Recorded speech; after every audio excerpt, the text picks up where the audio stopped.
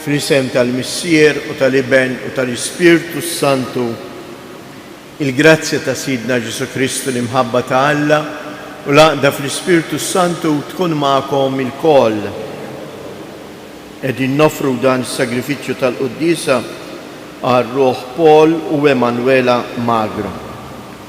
Huti ejjew narfu ħtijietna biex nitħejjew tajjeb għal dawn il-misteri qaddisa li laqgħuna mal-imħabba tal-Mulej Ġesu.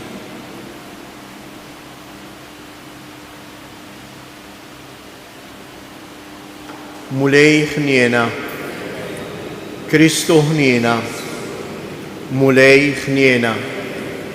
Iħenna lina Alla li jista' kollox jaħfrilna dnubietna u jwassalna għal ħajja ta' dejjem. Nitolbu. U Alla ħanin li tista' kollox, minnek ġej li l-fidili tiegħek jatuk servizz sieraq u taġġieħ. Għamel li mingħajr ebda tfixkil inħaffu biex niksbu il-wediet tiegħek. Bibnek Ġesu Kristu Sidna li hu Alla u li miegħek jgħix wisaltan flimkien mal-Ispirtu Santu għal dejjem ta' dejjem.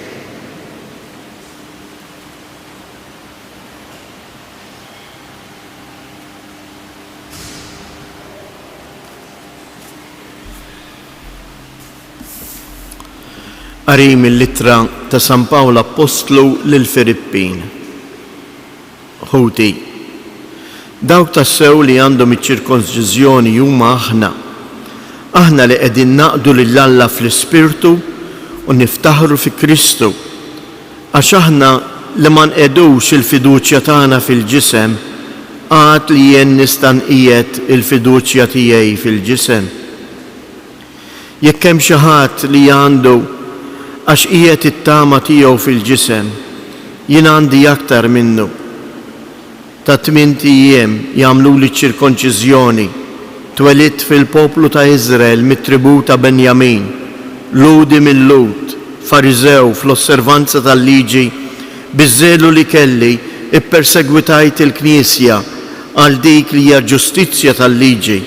Ħadd ma seta' jgħid xejn fija. Imma dak kollu li għalija kien qlieħ, jien għaddejtu bħala telf minħabba Kristu. Jien not kollox bħala telf ħdejn il-qlieħ kbir li hemm fil-li naraf lil Kristu Ġesu Sidi. Minħabba fih ried li nitlef kollox u not kollox bħala knis biex nirbaħ lil Kristu. Il-kelma tal-Mulej. Inwieġbu bis-kelmiet tas-salm billi ngħidu flimkien, tifraħ il-qalb ta' dawk li jfittxu l-Mulej. Tifraħ il-qalb ta' dawk li jfittxu l-Mulej.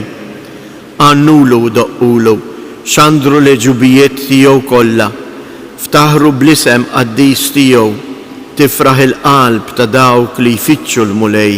Flimkien, tifraħ il-qalb ta' dawk li jfittxu l-Mulej.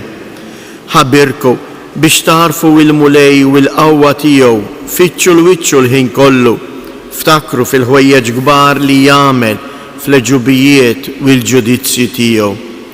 Tifraħ il-qalb ta' dawk li jfittxu l-Mulej. Nisel Abram il-qaddej tiegħu u li Ġakob il-maħtur tiegħu, Jahwe u Alla tagħna mal-art kollha il-ġudizzji tiegħu.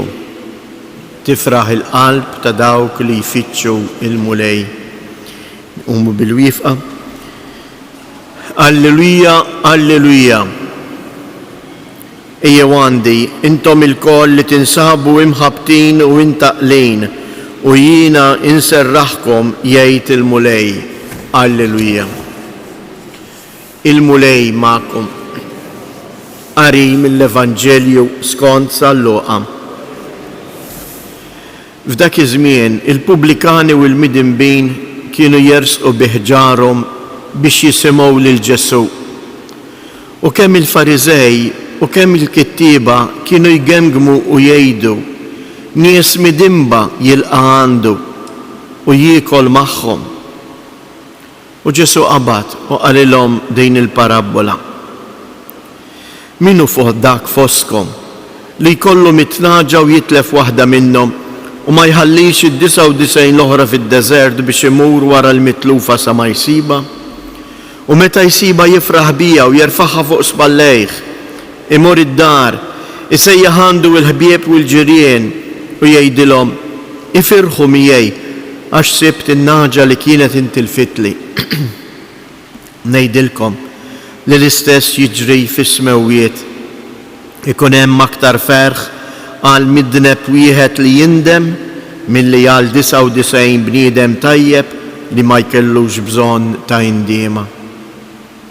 Jew min dik il-mara li jkollha 10 dragmiet u titlef waħda minnhom, li mhijiex sejra tixel il-mużbieħ tiknes id-dar u tibqa' tfittex bil-għaqal sa ma ssiba, u meta ssiba jissejjaħ għandha lill-ħbieba u l-ġirien u tgħidilhom: ifirħu miegħi għax sibt id-dragma li kienet intilfitli. Ngħidilkom jien li l-istess ferħ ikun hemm fost l-anġli ta' Alla għal midneb wieħed li jindem. Il-kelma tal-mulej.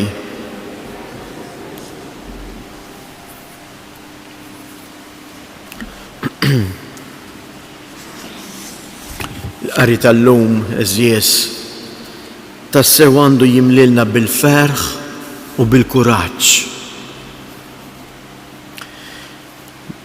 L-ewwel qabel kollox aħna għadna kemm stqarrejna ċertezza permezz tal-kelmiet tas-salm risponsorjali. Xedna dalgħodu, xednilu lill-Alla. Tifraħ il-qalb ta' dawk li jfittxu l-mulej. Però ma nafx indunajtux li jifraħ ħafna iżjed il-mulej bina. Infatti l-Vanġilu tal-lum jitkellem mill-ferħ ta' Alla meta jħaddar miegħu lill-uliedu. Meta l-dawk li jkunu intilfu jew dbedu minnu jerġa' jiġborhom fiħdanu. U jagħtina din il-parabola tan-naġa il-mitlufa. Araw il-kelmiet li jgħid Ġesu. Meta jsiba jgħajjat lin-nies u l-ġirien, dak il-ferħ li għandu f'qalbu jaqsmu mal-oħrajn u jgħidilhom ċarru tont: ifirħu miegħi għax sibt in-naġa l-mitlufa. Imbagħad ikompli: ngħidilkom li l-istess fis-smewwiet ikun hemm aktar ferħ għal midneb wieħed li jindem milli għal 99 bniedem tajjeb li ma jkollux bżonn ta' indiema. Ejjew eżies nagħmlu l-qalb. Ejjew ma nħallux id-dnub tagħna jbedna minn Alla jew jaqtalna qalbna mill-ħniena tiegħu. Imma nagħmlu l-qalb u inkomplu nfittxu l-mulej. Il-ħajja kollha tagħna hija tfittxija għal Alla. Bir-raġun Sant Wistin fl-istqarrijiet li hu jikteb huwa djarju tal-mod ta' kif hu iltaqa' ma' Alla. Sant Wistin għamel għadda ż-żożija tiegħu ifittex il-paċi tal-qalb fil-fruat kollha tad-dinja. Imma meta jiltaqa' m'Alla x'jikteb f'dan id-djarju: mulej, int ħlaqtna għalik u qalbna ma ssejbx mistrieħ jekk mhux fejk. U b'sens anke tandiema tafu x'jgħidlu: fittixtek kullimkien ma ntbaħħx li kont ġo fija. Tar twiesq ħabbejtek. Sant Wistin qisu kważi iġorġa fih dik ix-xewqa hekk qawwija li lill-Alla sar jafu tard.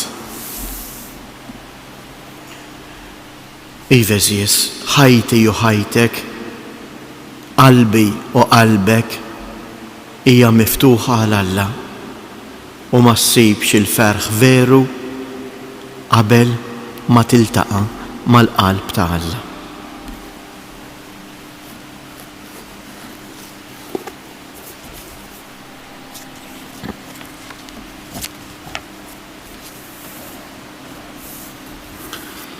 Il-kol kemm aħna għandna bżonn li nħossu fuqna l-għajnuna u l-imħabba tal-Mulej Alla tagħna, ejjew għalhekk inresqu it-talbit tagħna lejh.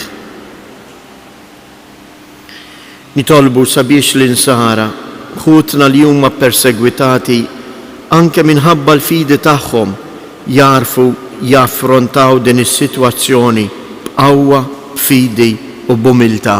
Nitolbu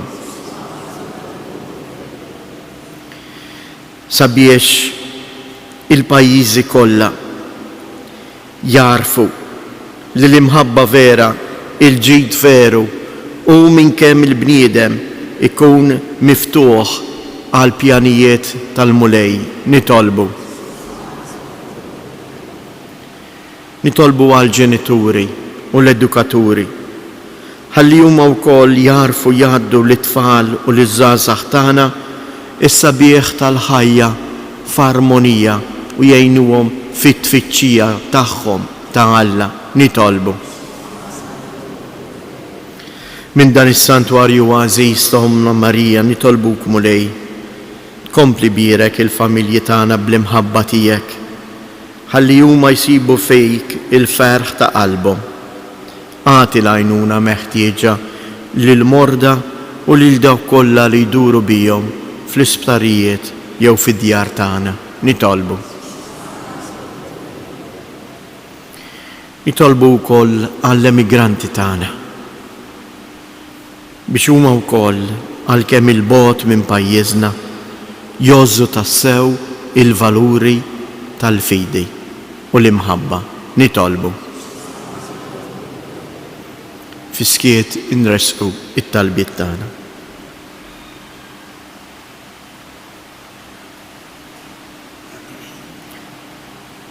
Mulej, int ma tejjaqat tfittixna biex taħfrilna u turina imħabtek. Għamel li aħna nintebħu bl-imħabba tiegħek u narfu nħobbu lil xulxin kif ħabbejtna int. Int li tgħix wis-saltan għal dejjem ta' dejjem.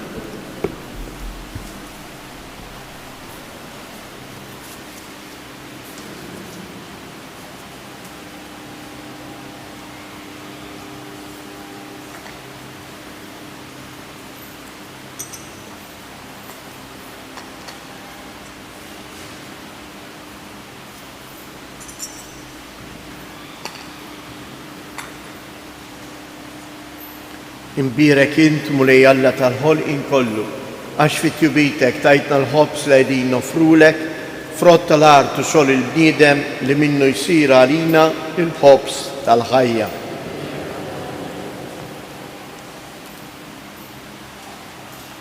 Imbirek int Mulej Alla tal-ħolqien kollu, għax fit-tjubitek tajtna l-inbit li qegħdin nofrulek, frott id-dilja u xogħol il-bniedem li minnu jsir għalina ix-xorb tar-ruħ.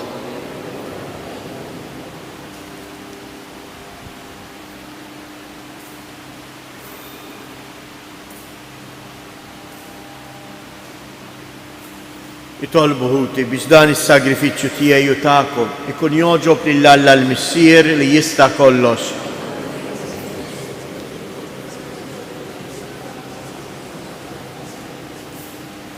Għamelu Mulej li s-sagrifiċċju li sejrin inġeddu jitla' quddiemek bħala offerta safja li tinżel fuqna kotra tal-ħniena tiegħek bi Kristus Siedna.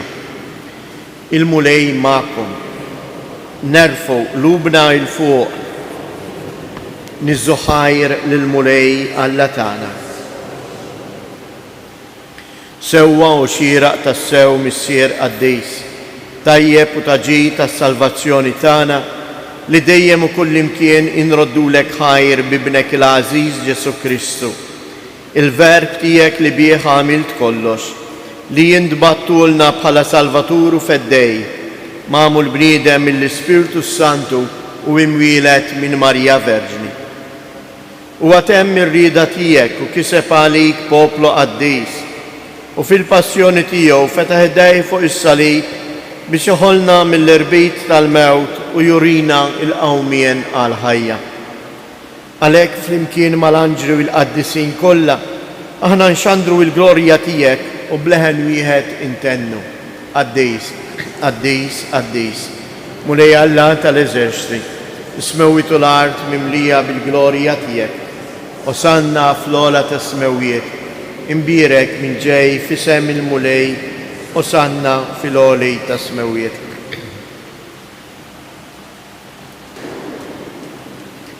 Qaddis ta' sewint mulej, inti lajn ta' kull qdusija.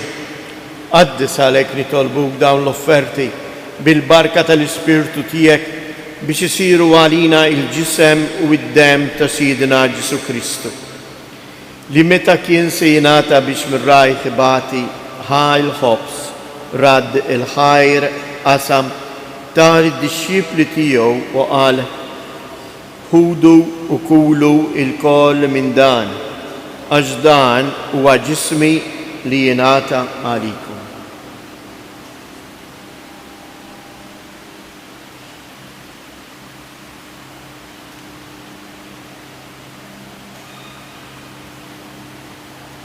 Ekku koll wara li tlaħal kalċi, reġa' radd il-ħajr, tal id-disċipli tiegħu u qal ħudu u jxorbu minnu il-koll, għax dan huwa l-kalċi ta' demmi tal-patt il-ġdejt li jibqa' dejjem. Id-dem li jxirrita għalikom u għall-bnedmin kollha għal maħfra ta' dnubiet. Għamlu dan tifkira tiegħi.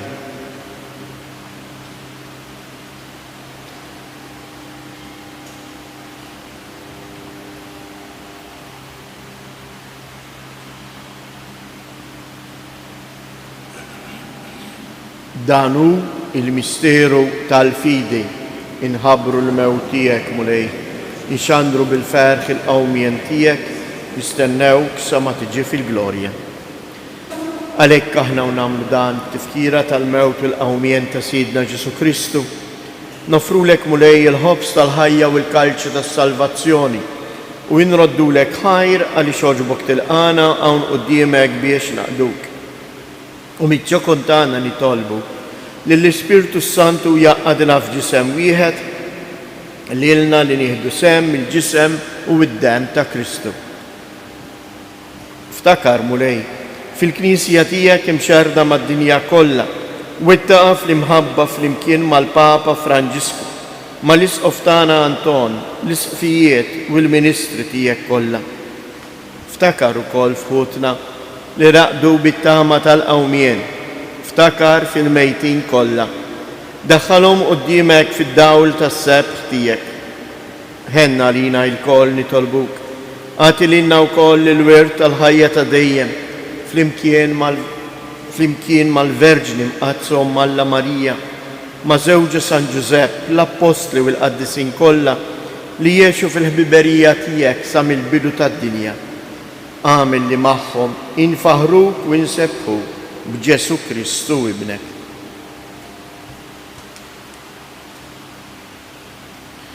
Bi Kristu, ma' Kristu u fi Kristu.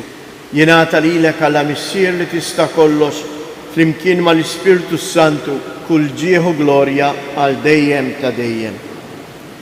Ejjew nitolbu kif għallimna u ridna nagħmlu li benkalla għas-salvazzjoni tagħna. Missierna li inti fis-smewiet jitqaddes ismek, tiġi saltnatek, ikun li trittient kif is-sema hekk fl-art. Ħobżna ta' kuljum matina llum, aħfrilna dnubietna bħalma naħfru lil minuħati għalina u la ddaħħalniex fit-tiġrib iżda eħlisna mid-deni. Eħlisna nitolbuk mulej minn kull deni. Għatina fit-tieba u l-ħnina tiegħek il-paċi fi żmienna biex inkunu ħielsa dejjem mid-dnub u mħarsa minn kull inkwiet.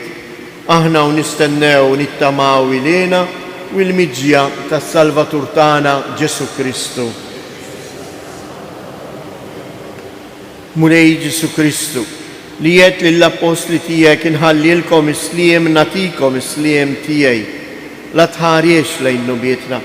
Iżda ħares lejn il-fidi tal-Knisja tiegħek. Għatija sliemu laqda li jien trid fija, jien li tgħix wissalta għal dejjem ta' dejjem.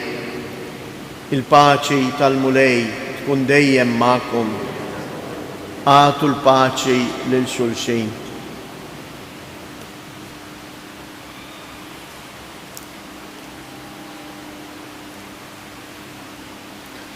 Ħaruf ta' Alla li tneħħi d-nubiet tad-dinja ħenna għalina. Ħaruf ta' Alla li tneħħi d-nubiet tad-dinja ħenna għalina. Ħaruf ta' Alla li tneħħi d-nubiet tad-dinja għatina il-paċi.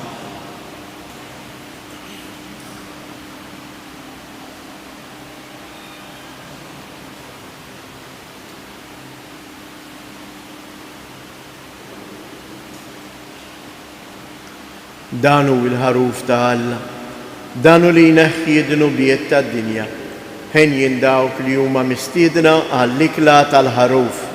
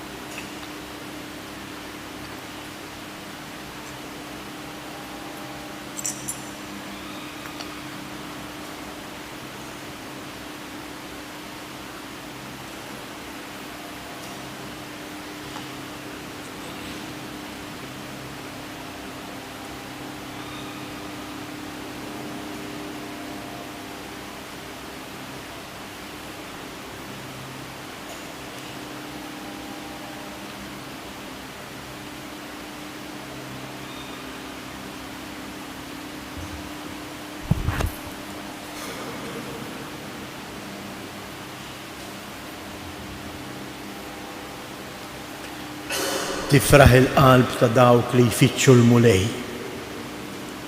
Il-mulej jinsab f'qalbna biex jimlija bil-ferħ tiegħu.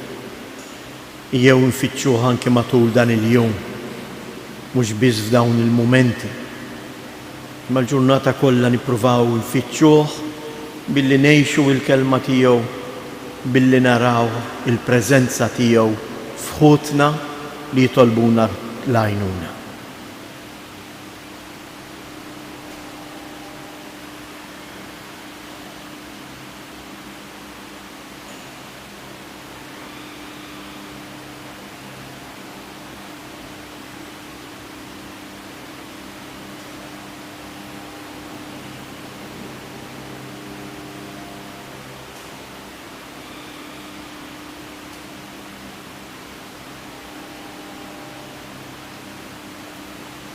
Nitolbu. Kabbar fina mulej il-ħidma qawwija tiegħek u ġeddidna bis-sagramenti tas-sema biex bil-grazzja tiegħek nitħejjew tajjeb ħalli niksbu l-ġid imwiegħed lil min jirċivihom bi Kristu Siedna. Kiejew ngħidu 3 Avamarijiet nofruhom hekk għal dak kollha li qegħdin l-isptarijiet tagħna biex isibu l-għajnuna meħtieġa, kemm huma kif ukoll dawk li jduru bihom. Sliem għalik Marija, bil-grazzja mimlija l-mulej miegħek, imbierka inti fost in-nisa, imbierek il-frott tal-ġuf tiegħek Ġesu. Sliem għalik Marija, bil-grazzja mimlija l-mulej miegħek, imbierka inti fost in-nisa, imbierek il-frott tal-ġuf tiegħek Ġesu.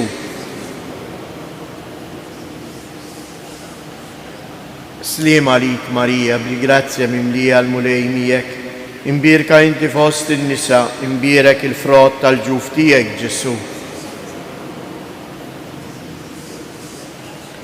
Madonna ta' Pinu, Sultana tal-familja, ħarstek fuqna dejjem żomm, il-mulej magħkom. Iberikkom Alla li jista' kollox, il-Missier, l-Iben u l-Ispirtu Santu. Morru u għejxu fil-paċi ta' Kristu.